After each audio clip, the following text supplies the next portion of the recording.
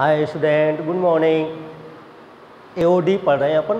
क्या पढ़ रहे हैं? AOD, application of derivative. इसमें मैंने पिछले लेक्चर में आपको 8.1 के सारे क्वेश्चन लगभग लगवा दिए थे। मैंने बोला था कि अब नेक्स्ट टॉपिक के बारे में बात करेंगे। आज का समझो टॉपिक यदि आप क्लियर कर लिए तो किसी भी फलन या फंक्शन का आप ग्राफ बना सकते हो। मतलब एग्जैक्ट ग्राफ नहीं बना सकते हो, लेकिन आप किसी भी फलन को देखकर ये बता सकते हो कि ये इस टाइप से बनेगा, इस टाइप से बनेगा, यूँ बनेगा, किस टाइप से बनेगा, ये अपन डिसाइड कर सकते हैं केवल इस टॉपिक से ही। तो क्या नाम है टॉपिक का? नाम अभी मैं बता रहा हूँ आपसे। उसमें है इंक्रीजिंग फंक्शन और डिक्रीजिंग फंक्शन।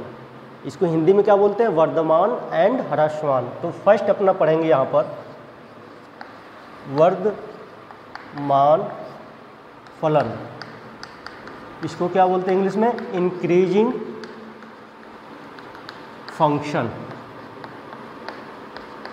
इंक्रीजिंग फंक्शन ये है।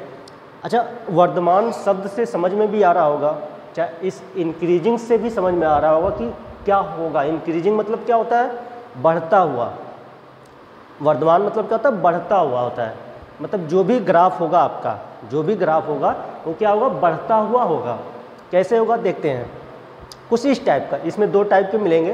कुछ इस टाइप का आपका फंक्शन होगा, आपको इस टाइप से मिल जाएगा, यूँ।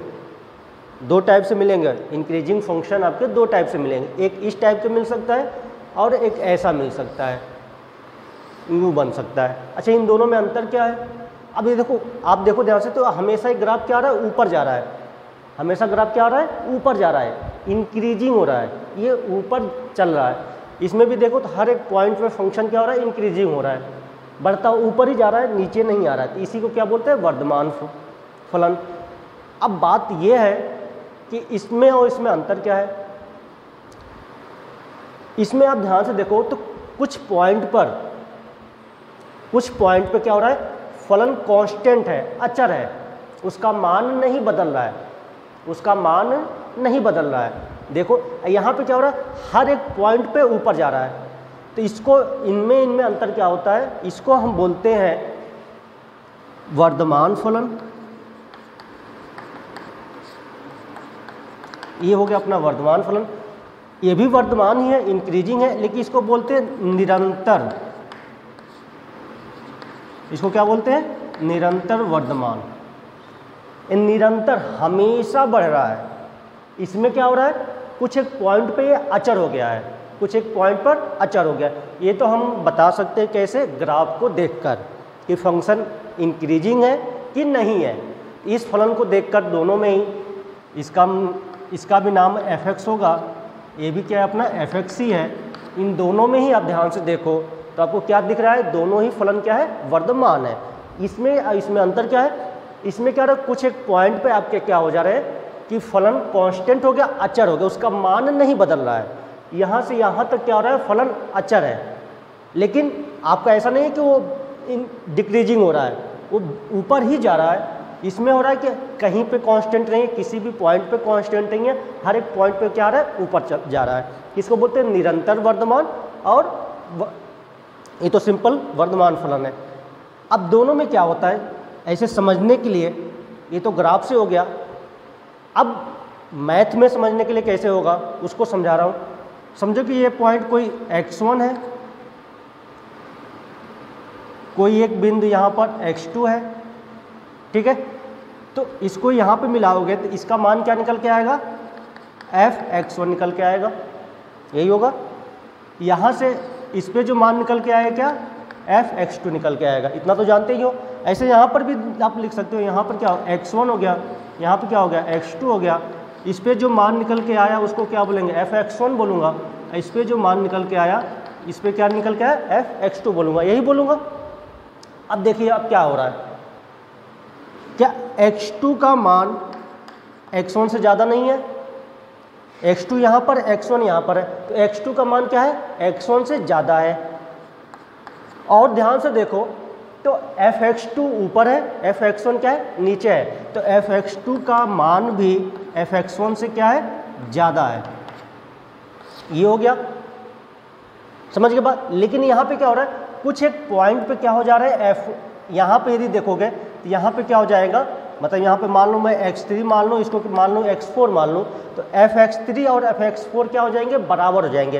तो यहाँ आपको दो टाइप से मिल सकते हैं, एक वर्धमान मिल सकता है, एक निरंतर वर्धमान मिलेगा। वर्धमान में क्या हो सकता है कि कुछ एक पॉइंट पर ये जो fx2 और fx1 क्या हो जाएंगे, बराबर भी हो सकते हैं। यदि केवल सिंपल इंक्रीजिंग फंक्शन बोल दे तो इसका मतलब हो सकता है कुछ पॉइंट पे हो सकता है बराबर मिल जाए या बराबर ना मिले, कोई जरूरी नहीं। इसका मतलब क्या होगा, इसमें को क्या पता है, fx2 fx1 से ज़्यादा है या बराबर है, मतलब कब ज़्यादा तो है ही या कभी किसी पॉइंट पे बराबर भी मिल सकता है।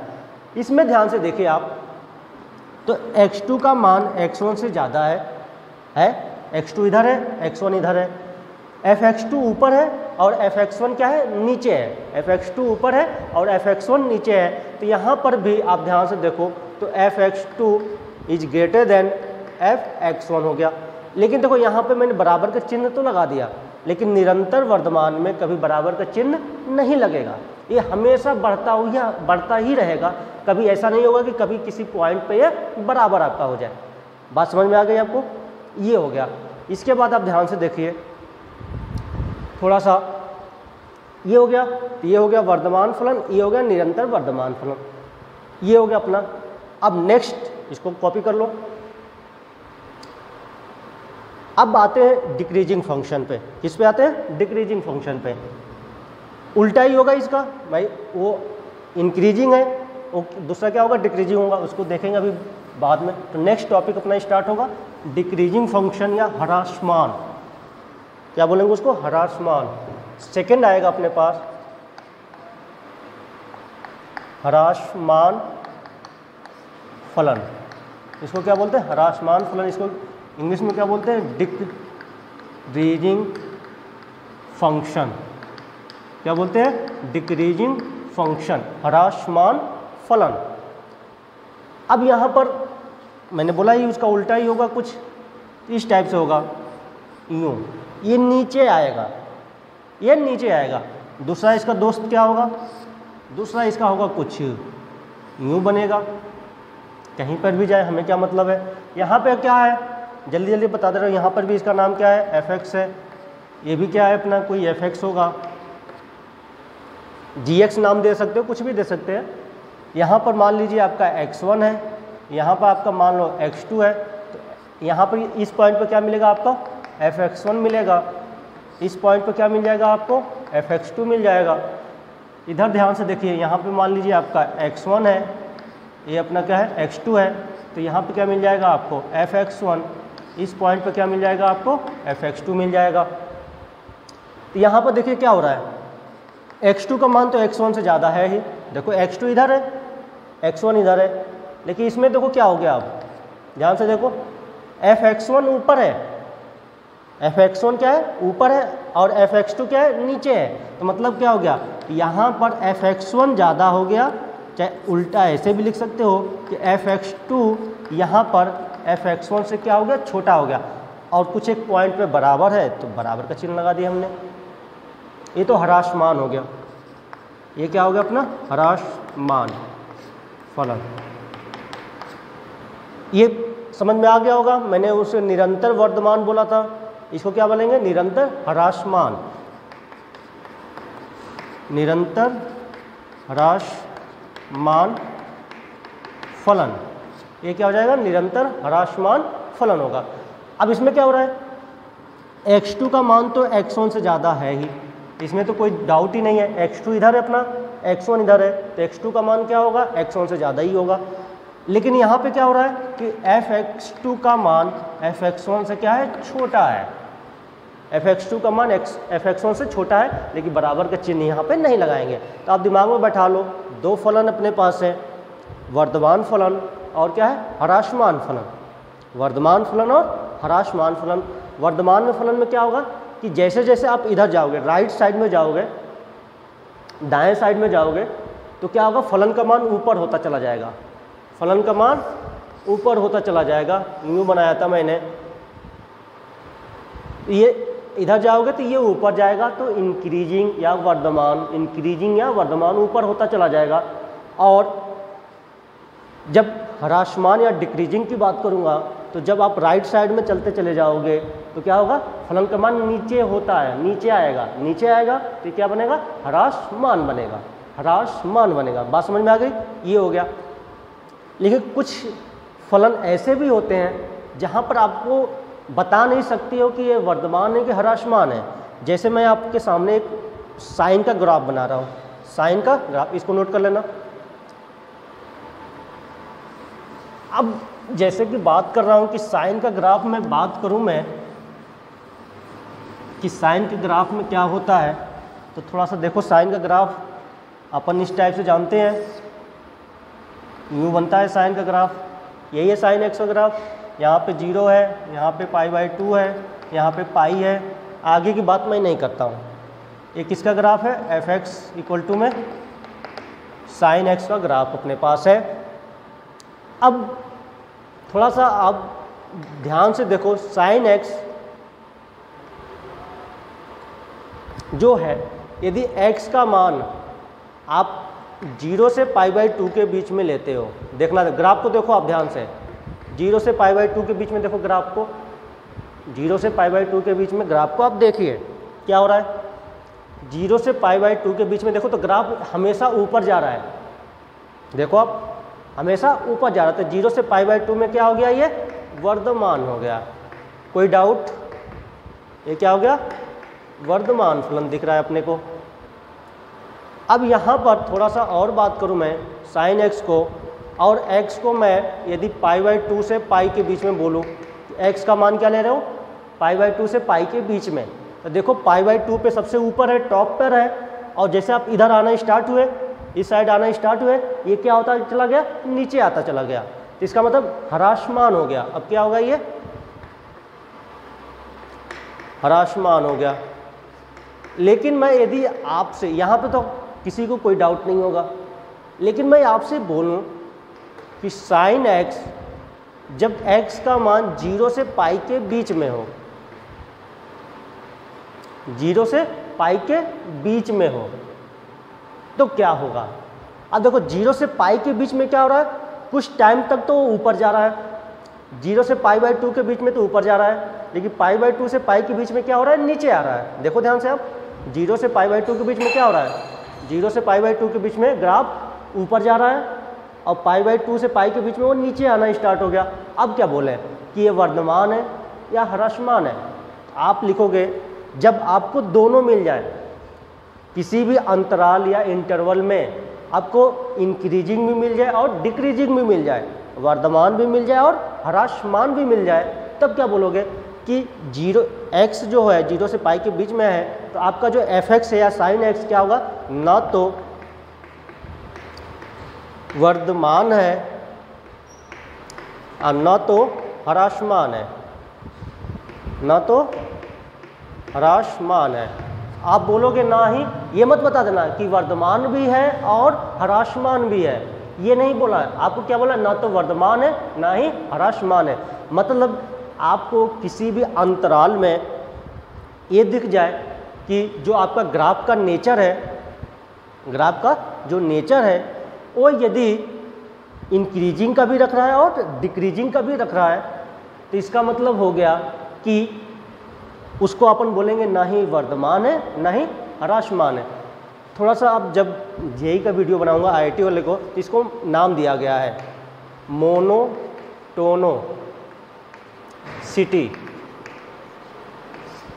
मोनोटोनोसिटी बोलते हैं इसको। मतलब कोई भी ग्राफ, कोई भी फलन या फंक्शन आपका एक प्रकार का नेचर रखता हो, या इंक्रीजिंग हो या डिक्रीजिंग हो, इंक्रीजिंग हो या डिक्रीजिंग, उसको बोलते हैं मोनोटोनोसिटी है। ये फंक्शन क्या है, मोनोटोनिक है, मोनोटोनिक है। क्या बोलते हैं, मोनोटोनिक बोलते हैं। ये जो है, जो दोनों रखते हैं उसको बोलते हैं नॉन मोनोटोनिक। मोनोटोनिक लिख सकते हो आप, टोनिक, इसको ऐसे भी लिख सकते हो मोनोटोनिक। ये नॉन मोनोटोनिक है। ये जब बनाऊंगा आपको तो उसमें अच्छे समझ में आएगा कि मोनोटोनिक और नॉन मोनोटोनिक क्या होता है। यहाँ तो इतना आइडिया लग गया, मतलब एक प्रकार का नेचर हो, या तो इंक्रीजिंग हो या डिक्रीजिंग हो, इंक्रीजिंग हो डिक्रीजिंग हो, मतलब दोनों में से कोई एक हो, इंक्रीजिंग है तो मोनोटोनिक, डिक्रीजिंग है तभी मोनोटोनिक। यदि दोनों है इंक्रीजिंग और डिक्रीजिंग किसी भी इंटरवल में तो क्या हो जाएगा, नॉन मोनोटोनिक। बात समझ में आ गया। अब बात करते हैं थोड़ा सा, ये तो हो गया कि अपना इंक्रीजिंग और डिक्रीजिंग किस टाइप के फलन होते हैं, जो हमेशा बढ़ेगा वर्धमान, जो हमेशा घटेगा ह्रासमान, ये तो अपन जान गए। अब लेकिन हमें तो ग्राफ बनाना आता नहीं है हर एक फलन का, कि हर एक फंक्शन का आप ग्राफ बना दोगे, ग्राफ देखकर अब बता दोगे कि हाँ ये इंक्रीजिंग है कि डिक्रीजिंग है। अब बोर्ड के एग्ज़ाम में आप ग्राफ बना के आंसर भी देकर आओगे तो आंसर तो मिलेगा नहीं, हमें तो बोर्ड का एग्ज़ाम देना है। तो उसके लिए भी अपने पास अब हमें क्या करना है, देखो ध्यान से, हर एक टॉपिक में आपको डिफ्रेंशिएशन मिलेगा। आप चैप्टर ही क्या पढ़ रहे हो, एप्लीकेशन ऑफ डेरिवेटिव पढ़ रहे AOD। तो इसमें क्या होगा, हर एक टॉपिक में आपको अवकलन तो करना ही होगा। तो मतलब अपन इसको कोई भी फलन इंक्रीजिंग है या डिक्रीजिंग है किसकी सहायता से बताने वाले हैं, अब अवकलन की सहायता से, डिफरेंशिएशन की सहायता से अपन बात करेंगे कि कोई भी फलन इंक्रीजिंग होगा या डिक्रीजिंग होगा। अब बात करते हैं कि क्या है, पहले लिख लेते हैं फिर बाद में आपको दिखा देंगे। फर्स्ट, यदि आप किसी भी फलन का f' निकाल रहे हो, क्या निकाल रहे हो, f' निकाला आपने, f' अब किसी अंतराल में मान लो AB में यदि f' का मान 0 से ज़्यादा है, f' का मान 0 से ज़्यादा है तो फलन वर्धमान होगा। मतलब आपने उसका अवकलन किया और AB में चेक किया कि उसका मान हमेशा पॉजिटिव आ रहा है, धनात्मक है, हमेशा क्या है, धनात्मक है, तो वर्धमान। याद कर, आसान है कि f' निकालो, अवकलन करो उसका, यदि हमेशा पॉजिटिव मतलब क्या होगा, इंक्रीजिंग। याद करने में भी बहुत ज़्यादा कठिन नहीं है, आसान ही है, पॉजिटिव f' पॉजिटिव इंक्रीजिंग। अब सेकेंड तो आप समझ गए कि यदि आपका f' क्या होगा, लेस देन 0 हो जाए, क्या हो जाए, लेस देन 0 हो जाए, तो किसी भी अंतराल AB में तो फलन क्या होगा आपका, ह्रासमान होगा। क्या होगा, ह्रासमान होगा। ये बात आपको समझ में आ गई। तो सर ये बताइए कि थर्ड पॉइंट पे कि f' यदि 0 हो गया तब क्या बोलेंगे। आपने किसी पे बराबर का चिन्ह नहीं लगाया, देखो ध्यान से, तो मैंने किसी पे बराबर का चिन्ह नहीं लगाया, तो सर f' बराबर 0 हो गया तो क्या होगा। तो आपको पढ़ा रखा है f' 0 होता है तो क्या होता है, फलन कांस्टेंट होता है, अचर होता है। तो इसमें मैं क्या बताऊं, आप क्या लिखोगे, यदि f' बराबर 0 तो फलन अचर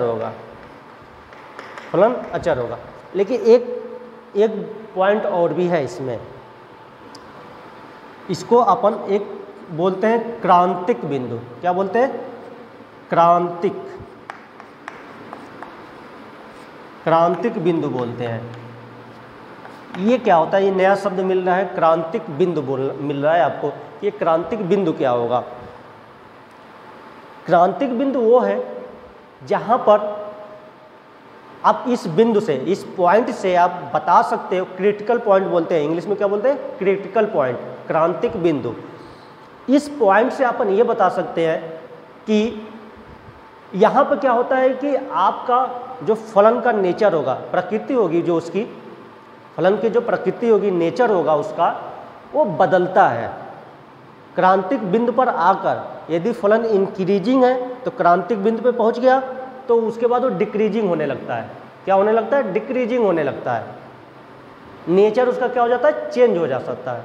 नेचर क्या होता है, चेंज होता है, कुछ इस टाइप से है। तो क्रांतिक बिंदु का मतलब ज़्यादा नहीं है इसमें, आपको केवल कैसे निकालते हैं, सिंपल f' बराबर क्या लिख देते हैं, 0।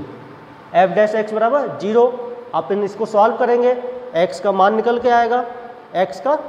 के आएगा, वही क्या हो जाता है, क्रांतिक बिंदु हो जाता है। बात समझ में आ गई। तो हर एक क्वेश्चन में आपको क्रांतिक बिंदु निकालना पड़ेगा, वहाँ से अपन पता ये करते हैं कि यहाँ से यहाँ तक इस पॉइंट से इस पॉइंट तक इंक्रीजिंग होगा, फिर बाद में वो डिक्रीजिंग होने लगता है, ये होगा, कुछ इस टाइप से होता है। बात समझ में आ गई? तो आपको क्रांतिक बिंदु निकालना होगा। क्रांतिक बिंदु मतलब क्या है? एफ डैश एक्स बराबर 0। एफ डैश एक्स बराबर 0 रखेंगे, क्वेश्चन को सॉल्व करूंगा, वहाँ से क्रांतिक बिंदु निकल जाएगा। अभी क्वेश्चन लेंगे तो बात समझ में आ जाएगी कि क्रांतिक बिंदु है क्या। अब सर ये बताइए कि ये आपने ऐसे कैसे लिख दिया इसको कि F dash x greater than 0 है तो इंक्रीजिंग होगा और F dash x less than 0 है तो डिक्रीजिंग होगा। कोई तो नियम होगा, अरे किसी नियम के तहत तो आया होगा। ऐसा तो नहीं डायरेक्ट आप कुछ भी लिख दो मान लें, हम तो मान लेते हैं सर, लेकिन मैं मानने नहीं दूंगा, मैं आपको दिखा देता हूँ कि ये क्यों होता है। आप तो मान लोगे, चलो रट लिया, काम हो गया, हमें तो इससे मतलब है। डेरिवेशन तो आएगा नहीं, तो डेरिवेशन तो नहीं आएगा, लेकिन आपके टीचर भी ऐसे ही हैं कि आपको बताएंगे कि ये कहाँ से आया हुआ है। ये तो लिख लिया होगा, लिख नहीं और लिया होगा तो बैक करके लिख लेना। अब बात करते हैं अपन कि ये ऐसा क्यों लिखा जाता है कि F dash x greater than 0 तो increasing, F dash x less than 0 तो डिक्रीजिंग। इस पे बात करते हैं। तो इस पर तो यदि बात करोगे आप तो थोड़ा सा मैं इंक्रीजिंग पे बताना जा रहा हूँ। कुछ इस टाइप का हो गया इंक्रीजिंग, ये तो हम ग्राफ बना चुके हैं। अब थोड़ा सा इसको मान लेते हैं एक्स, मान लिया, कोई प्रॉब्लम नहीं। यहाँ पर हमने मान लिया एक्स प्लस एच, कोई प्रॉब्लम नहीं है, नहीं है शायद, कोई प्रॉब्लम नहीं होगा, मैंने माना हुआ है। यहाँ पर आपको क्या मिलेगा? एफ एक्स, यहाँ पर क्या मिलेगा आपको? एफ एक्स प्लस एच मिलेगा। इतना काम हो गया अपना। तो आपको दिख रहा होगा कि x plus H greater than क्या है? एक्स है। और यहाँ से आप देख रहे हो कि एक्स प्लस एच जो है ग्रेटर देन एफ एक्स भी है। एफ एक्स प्लस एच ऊपर है और एफ एक्स क्या है? नीचे है, ये हमने देख लिया। तो मतलब क्या हो गया? फंक्शन क्या होने वाला है? फलन क्या है अपना? वर्धमान फलन है।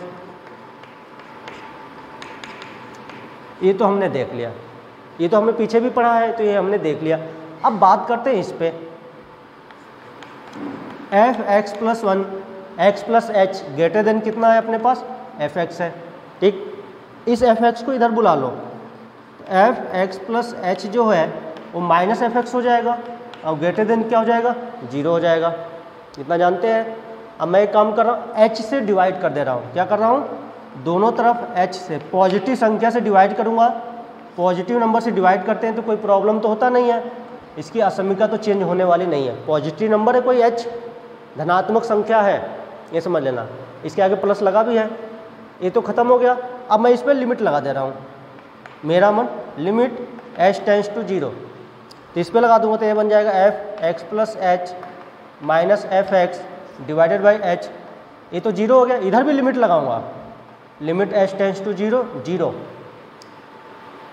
कौन सी थ्योरम पढ़ी थी? जेई के वीडियो लेक्चर में आपने देखा होगा कि यदि ऐसा है तो दोनों तरफ लिमिट भी, मतलब यदि फंक्शन बड़ा है, कोई फंक्शन किसी फंक्शन से बड़ा है, तो यदि दोनों तरफ सेम लिमिट लगाता हूँ तो इसकी इनइक्वालिटी पे कोई प्रभाव नहीं पड़ता है। सैंडविच थ्योरम, क्या पढ़ा था हमने?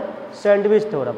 उसमें मैंने बताया था कि उसका मेन ही मतलब सैंडविच थ्योरम की आत्मा जो है वो, उसका मतलब क्या है समझाने का? उसका मतलब यही है कि यदि कोई भी फलन किसी फलन से बड़ा है तो यदि सेम लिमिट दोनों पे लगाया जाए, सेम लिमिट, ये नहीं कि इधर कुछ अलग लिमिट लगा दो इधर कुछ अलग लिमिट लगा दिए, ऐसा नहीं है। सेम लिमिट लगाओगे तो जो ये इनइक्वालिटी होती है वो चेंज नहीं होती है। यही है सैंडविच थ्योरम। तो आप दोनों तरफ देखो, इधर मैंने पॉजिटिव नंबर से डिवाइड करूँगा, इसको तो अपन जानते हैं कि इसकी असंख्यता पे कोई प्रभाव नहीं पड़ेगा। अब ये कैसे लगा दिया? ये सैंडविच थ्योरम से लग गया। तो वहाँ पर उसने सिद्ध किया था कि सेम लिमिट लगाओगे तो उसके इनइक्वालिटी पे कोई चेंज नहीं होती, ये हो गया। तो इधर तो कोई मतलब नहीं है, ये तो लिमिट भी लगाओ तो 0। अच्छा, इसका देखो ये क्या बन रहा है अपना, इसको हमने देख रखा है RHD टाइप का। RHD टाइप का है कि नहीं है? तो RHD मतलब क्या है? चाहे LHD निकाल रहे हो या RHD निकाल रहे हो तो उसका मतलब क्या होता है? F dash x. तो यहाँ से ध्यान से देखो तो ये क्या हो गया? F dash x greater than 0, F dash x greater than 0। अभी हमने पढ़ा था कि वर्धमान फलन होता है तो क्या होता है? F dash x is greater than 0। ये है इसकी कहानी। बात समझ में आ गई? नोट कर लो। और ऐसे ही हरासमान के लिए मैं जल्दी जल्दी बात कर दे रहा हूँ, मैं ज़्यादा टाइम नहीं लूँगा इसमें। हो गया? अब यहाँ पर यदि ये बड़ा है तो ये क्या हो जाता है, छोटा होता है। यही तो होता है x प्लस एच, अब नीचे आ जाएगा, fx क्या हो जाएगा ऊपर। बना दे रहा हूँ, ये हो गया x, ये हो गया x प्लस एच, ये fx क्या हो गया ऊपर गया, और f(x प्लस एच क्या आ गया नीचे आ गया। तो ये समझ में आ गया। तो फलन यहाँ पे क्या होने वाला है, अब ह्रासमान होने वाला है। क्या हो गया, ह्रासमान। एक केवल असमिका चेंज होने वाली है अपनी, लेस देन 0 हो जाएगा, लेस देन 0 हो जाएगा, बस कुछ नहीं होने वाला है, असमिका चेंज होने वाली है। लेस देन 0 हो गया तो ये भी क्या आएगा, लेस देन 0 आ जाएगा। नोट कर लो, हो गया काम खत्म। तो आपको मेन इसमें करना क्या है, आपको देखना है कि एफ डैश एक्स निकालोगे, F dash x greater than 0 तो increasing, F dash x less than 0 तो डिक्रीजिंग। ये पूरी कहानी है अपनी। अब इस पर क्वेश्चन ट्राई कर लेते हैं। क्वेश्चन करने के बाद और क्लियर हो जाएगा कि हाँ क्या कहानी है इसकी। एग्जाम्पल नंबर देखिए जो भी आगे का है अपना।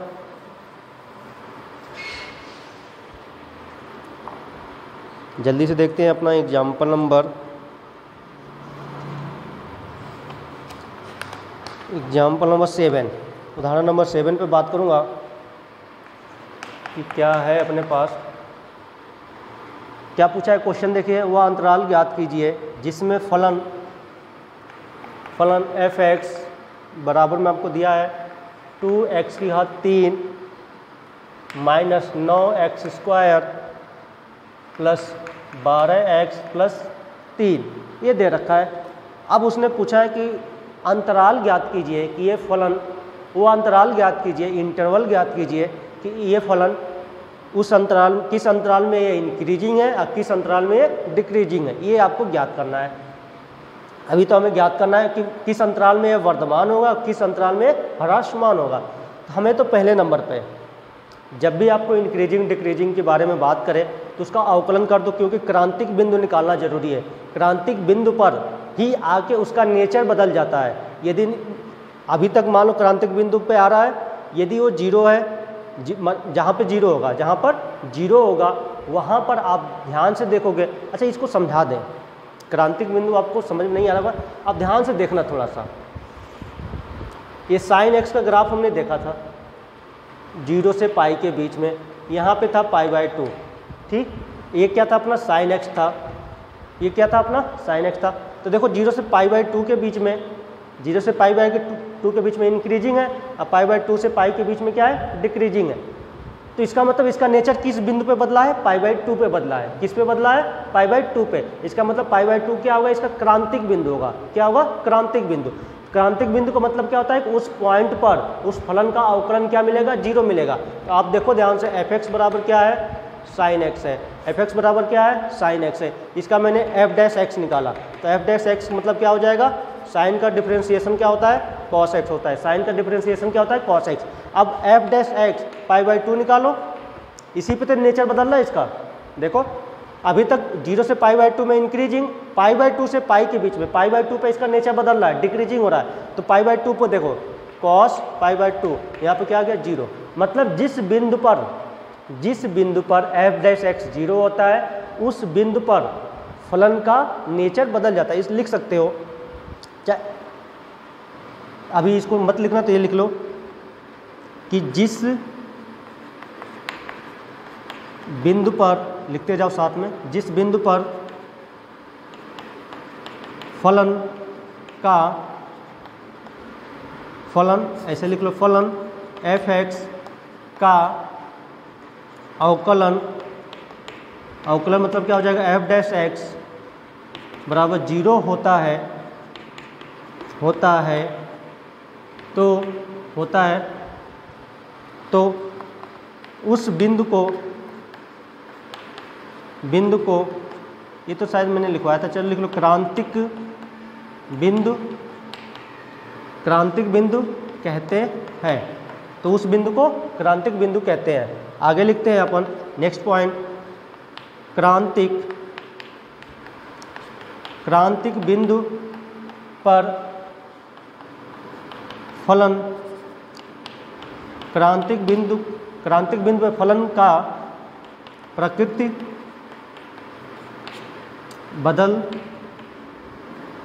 प्रकृति बदलता है, नेचर बदलता है। उसका नेचर क्या होता है? चेंज होता है।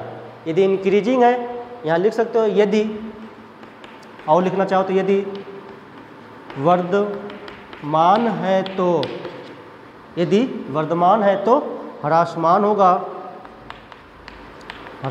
होगा या ह्रासमान है तो वर्धमान होगा। ये है पूरी कहानी। लिख लो, एक समझ में आ जाएगा, अब पूरा क्लियर ही हो जाएगा। वहाँ पर मैंने सब कुछ दिखा दिया है, ये है पूरी कहानी। ठीक है, मतलब आपको क्रांतिक बिंदु को हल्के में मत लेना। आप बता भी सकते हो कि इस पॉइंट से इस पॉइंट के बीच में, यदि जहाँ पे अवकलन 0 हुआ वहाँ पर हमें मालूम चल गया कि उसका नेचर बदलेगा। इंक्रीजिंग है तो डिक्रीजिंग, डिक्रीजिंग है तो इंक्रीजिंग, ये सब कुछ मैंने लिख दिया है। अब लिख लिया होगा। अब आते हैं क्वेश्चन पे। तो इसका मतलब किसी भी फलन का आपको बताना हो कि किस इंटरवल में ये इंक्रीजिंग है, डिक्रीजिंग है, तो पहले नंबर पे आपको उसका अवकलन कर लो, एफ डैश एक्स निकाल लो। तो एक्स के सापेक्ष अवकलन करने पर, एक्स के सापेक्ष अवकलन करने पर ये क्या बन जाएगा आपका? एफ डैश एक्स कितना हो जाएगा? 6x²। अब तो जल्दी जल्दी करते हैं अपन, 12 खत्म। अब ये आप इसमें टाइम मत लगाना कि नहीं अभी अवकलन अब नहीं करना, अवकलन तो मजाक वाले हैं अपने पास सब कुछ, अब जल्दी जल्दी करना। अभी आपको क्या करना है? क्रांतिक बिंदु निकालना पड़ेगा। क्या निकालना पड़ेगा आपको? क्रांतिक बिंदु के लिए, क्रांतिक बिंदु के लिए क्या करते हैं हम? एफ डैश एक्स को क्या करेंगे? 0। क्रांतिक बिंदु के लिए, क्रांतिक बिंदु कहाँ निकलता है? जहाँ पे एफ डैश एक्स क्या हो? 0। तो अभी हम क्या करेंगे? एफ डैश एक्स बराबर 0 कर देंगे। तो एफ डैश एक्स मतलब आ गया 6x² माइनस 18x प्लस 12 बराबर 0। 6 कॉमन ले लो तो ये बन जाएगा x² माइनस 3x प्लस 2 बराबर 0। ये तो इधर गया गायब। इसका गुणनखंड करते हैं, x² minus 2x minus x plus 2 बराबर 0। x कॉमन ले लो, x माइनस 2 माइनस 1 कॉमन ले लो, x माइनस 2 बराबर 0। यहाँ से आ गया x माइनस 2, x माइनस 1 बराबर 0। आपका यहाँ पर x बराबर 2 या x बराबर 1। मतलब 2 और 1 पर फलन जो भी होगा उसका नेचर बदलेगा। यदि 2 तक वो इंक्रीजिंग है तो 2 के बाद वो डिक्रीजिंग हो जाएगा। समझ गए बात को? यदि 2 तक वो डिक्रीजिंग है तो 2 के बाद वो क्या हो जाएगा? इंक्रीजिंग हो जाएगा। ये अपना कार्यक्रम हो चुका है, ये इतना हमने लिख दिया। अब फर्स्ट अपने पास आते हैं वर्धमान के लिए। अब उसको आंसर, वर्धमान के लिए क्या होता है? F dash x greater than 0, F dash x greater than 0। तो एफ डैश एक्स निकाल चुके हैं, 6x², 6 को कॉमन ले लो। क्या मतलब है? x² minus 3x plus 2 greater than 0। ये हो गया, ये तो गायब हो गया। इसका गुणनखंड अपन ऊपर कर चुके हैं, डायरेक्ट इसको यहाँ पे लिख सकते हैं। ये क्या लिखूँगा? x minus 2 x minus 1 greater than 0। इस टाइप के समीकरण को हल करना मैंने 11th में सिखा दिया था आपको क्या करना है? इसके बगल में कहाँ पर है? 1 2 है, 1 2 यूं इधर प्लस, इधर माइनस, इधर प्लस, काम खत्म कर दिया। ये क्या है? पॉजिटिव है तो अपने को प्लस वाले ले लेने हैं। तो x का मान क्या आएगा? देखो ध्यान से, तो माइनस अनंत से 1, माइनस अनंत से 1, माइनस अनंत से 1 यूनियन 2 से अनंत। मतलब इस अंतराल में क्या होगा? फलन एफ एक्स वर्धमान होगा। बात समझ में आ गया? यहाँ तक इस अंतराल में फलन क्या होगा? वर्धमान होगा। बात समझ में आ गया? कैसे लिखा था? इसको ऐसे लिखा हुआ है। सेकंड नंबर पे आते हैं। देखो क्रांतिक बिंदु निकाल लिया, इसके बाद तो कुछ भी नहीं है। अब आते हैं ह्रासमान पे। ह्रासमान के लिए क्या होता है अपना? F dash x less than 0। F dash x निकाल चुके हैं, ये हो गया 6x² माइनस 3x प्लस 2 इस लेस देन 0। ये क्या बन गया अपना x minus 2 x minus 1 less than 0। फिर वही काम करना है 1 2 यूँ plus minus plus less than 0 पे क्या लेते हैं जहाँ माइनस होता है किसके बीच में 1,2 के बीच में, मतलब x यहाँ से क्या आ गया 1,2 में फलन क्या होने वाला है ह्रासमान होने वाला है। ये है पूरी कहानी। कठिन है कुछ भी नहीं है, लग रहा होगा कि 11th का ही पढ़ रहे हैं, असमीका तो हल करनी है इसमें और तो कुछ करना ही नहीं, थोड़ा सा अवकलन करना है। ये याद होना चाहिए, वर्धमान के लिए F dash x greater than 0, ह्रासमान के लिए F dash x less than 0।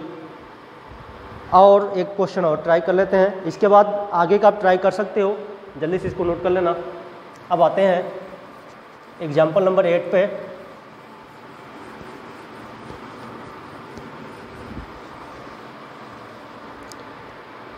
Example number 8 में देखो आप ध्यान से, तो आपको दिया हुआ है एफ एक्स इक्वल टू में कुछ दे रखा है, कहाँ गया है, एफ एक्स इक्वल टू में सिद्ध करना है कि एफ एक्स बराबर में आपको दिया है x की घात 3 minus 3 x square plus 4x, ये दिया हुआ है।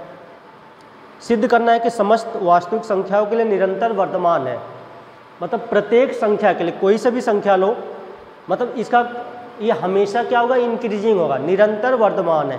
कहीं पे ऐसा नहीं हो सकता है कि ये वास्तविक बोला है, वास्तविक मतलब सारी संख्या है, मतलब प्रत्येक संख्या के लिए क्या है वर्धमान है। तो इसके लिए थोड़ा सोचते हैं, तो सोचने के लिए अपन क्या करेंगे, पहले नंबर पे इसका एफ डैश एक्स निकाल लेते हैं। क्या निकाल लो एफ डैश एक्स, तो इसका मतलब समझ लो कि ये किसी भी बिंदु पर ये 0 नहीं होने वाला, ये तो 0 पे 0 होगा शायद, लेकिन अच्छा एफ एक्स 0 होगा 0 पे, एफ डैश एक्स क्रांतिक बिंदु कहाँ पे निकलता है एफ डैश एक्स निकलता है, तो एफ डैश एक्स इसका निकालने का प्रयास करते हैं। तो क्या बन जाएगा 3x square minus 6x plus कितना हो गया 4 हो गया, वास्तविक संख्या के लिए है। अच्छा पक्का हो गया कि ये सिद्ध करना है कि निरंतर वर्धमान है, मतलब ये इंक्रीजिंग फंक्शन है, ये इंक्रीजिंग फंक्शन है हमेशा, तो पक्का हो गया कि इसका क्रांतिक बिंदु नहीं मिलेगा, क्रांतिक बिंदु नहीं मिलेगा, मिलेगा नहीं मिलेगा, मतलब एफ डैश एक्स किसी बिंदु पे 0 नहीं, एक्स का कोई सा भी मान लो ये 0 नहीं बनेगा, इसका गुणनखंड ही नहीं बनेगा।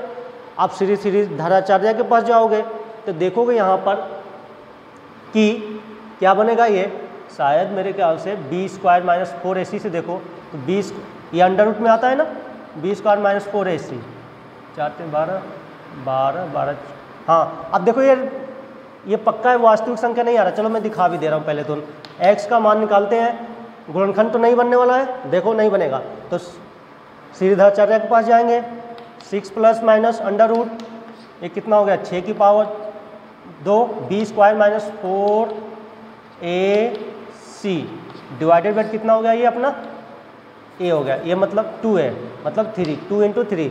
ये आपको दिखाने की जरूरत नहीं, मैं बस दिखा दे रहा हूँ कि इसका क्रांतिक बिंदु आने वाला नहीं है, ये हमेशा इंक्रीजिंग है प्रत्येक वास्तविक संख्या के लिए, तो पक्का होगा। अभी तो इंक्रीजिंग मुझे दिखाना है, लेकिन ये भी दिखा रहा हूँ कि क्रांतिक बिंदु नहीं आएगा। क्रांतिक बिंदु आने का मतलब क्या होगा, यदि ये इंक्रीजिंग था तो उस बिंदु पे जाने के बाद वो डिक्रीजिंग हो जाता। पक्का है कि ये एक वास्तविक संख्या नहीं आने वाली है। देखो ध्यान से 6 प्लस माइनस ये 36 हो गया, माइनस में कितना हो गया 48 हो गया, ये 6 हो गया। आप देखो ध्यान से तो 6 प्लस माइनस ये माइनस में आ रहा है, अंडर रूट में जो भी आए -12 आ रहा है 2, हाँ अभी अब क्या आ गया कॉम्प्लेक्स नंबर आ गया, ये वास्तविक संख्या है ही नहीं, ये वास्तविक संख्या नहीं है, मतलब ये एफ डैश एक्स आपका 0 होने ही वाला नहीं है। लेकिन इससे ये सिद्ध नहीं हुआ कि ये इंक्रीजिंग है, इससे ये सिद्ध नहीं हुआ कि ये इंक्रीजिंग है। बात समझ में आ गई, इससे तो ये सिद्ध नहीं हुआ कि ये निरंतर वर्धमान, तो ये तो पक्का हो गया कि इसका क्रांतिक बिंदु नहीं है। यदि ये फलन वर्धमान होगा तो हमेशा वर्धमान होगा, ह्रासमान होगा तो हमेशा ह्रासमान होगा। बट यहाँ पे क्या हो रहा है कि इससे आप x r में नहीं है, तो इसका मतलब ये आपने ये सिद्ध नहीं कर दिया कि ये हमेशा वर्धमान है हमेशा ह्रासमान है, लेकिन आपने ये एक तरह से देख लिया कि या तो ये वर्धमान होगा तो हमेशा वर्धमान होगा, ह्रासमान होगा तो हमेशा ह्रासमान होगा, क्योंकि इसका कोई क्रांतिक बिंदु नहीं निकला हुआ है। तो ये हमें दिखाने की जरूरत नहीं, मैं आपको दिखा दिया हूँ कि इसलिए दिखाया हूँ कि हमेशा वर्धमान बोला है तो पक्का है कि एफ डैश एक्स कहीं पे जीरो होने वाला नहीं है। नहीं आ रहा है, कॉम्प्लेक्स नंबर आ रहा है। ये क्या आ रहा है? Complex number. हमें किस पे बात करनी है? वास्तविक संख्या पे बात करनी है। इसको तो मुझे बताने की जरूरत नहीं था, बस ये इसको हटा दे रहा हूँ, बस ये दिखाने के लिए था कि इसका एफ डैश एक्स बराबर किसी भी बिंदु पे जीरो होने वाला नहीं है। एफ डैश एक्स आ गया। अब हमें पता है कि वर्धमान के लिए क्या होता है? एफ डैश एक्स क्या होना चाहिए? ग्रेटर देन जीरो होना चाहिए। तो लिखते हैं 3x² माइनस 6x प्लस 4 के बारे में। अब इस पर देखते हैं ध्यान से, हमें उधर दिखाने की जरूरत नहीं था, मैं दिखा दे रहा हूँ। एफ डैश एक्स चल यहाँ पे लिख सकते हैं निरंतर वर्धमान के लिए एफ डैश एक्स सदैव धनात्मक होता है। चाहो तो निरंतर वर्धमान के लिए एफ डैश एक्स प्रत्येक वास्तविक संख्या के लिए, प्रत्येक वास्तविक संख्या के लिए, ये पूरी लाइन लिखनी है आपको इसके बीच में। निरंतर वर्धमान के लिए एफ डैश एक्स प्रत्येक वास्तविक संख्या के लिए सदैव धनात्मक होता है, ये हमने लिख दिया। अब यहाँ पर ये अपना हो गया एफ डैश एक्स, ये हमने यहाँ पे हो गया। और थोड़ा सा इसको बस दिखा देना कि हमेशा क्या होगा? धनात्मक होगा, ऋणात्मक कभी हो नहीं सकता है। भाई ऋणात्मक हो जाएगा एफ डैश एक्स, मतलब वो डिक्रीजिंग हो जाएगा, लेकिन ये ऐसे तो देखने में समझ में नहीं आ रहा है कि हमेशा धनात्मक है। हमें क्या मालूम? थोड़ा इस पर काम कर लेते हैं। 3x² माइनस 6x, इसको प्लस 3 प्लस 1 लिख सकता हूँ 4 को, कोई प्रॉब्लम नहीं। 3 कॉमन ले लो, x² माइनस 2x प्लस 1, कोई प्रॉब्लम। इसमें पूरे में मैंने क्या कॉमन ले लिया? 3। अच्छा इसको देखो ध्यान से, क्या लिखा हुआ है? 3x माइनस 1 का होल स्क्वायर प्लस 1, ये आ गया एफ डैश एक्स। ध्यान से देखो तो ये हमेशा धनात्मक है। ऊपर क्या? अरे अंदर माइनस है, लेकिन ऊपर क्या लगा? स्क्वायर, तो हमेशा क्या होगा? धनात्मक होगा। और प्लस 1 कर रहे हो, माइनस करते तो ये कुछ गड़बड़ करता, लेकिन ये हमेशा धनात्मक है, इसमें प्लस 1 जोड़ रहे हो तो हमेशा ये प्लस में ही रहेगा, कभी माइनस में होने वाला नहीं है। तो देखो ध्यान से, एफ डैश एक्स प्रत्येक वास्तविक संख्या के लिए सदैव धनात्मक है, इसलिए आपका क्या हो जाएगा? एफ एक्स निरंतर क्या होगा? वर्धमान होगा। बात समझ में आ गया?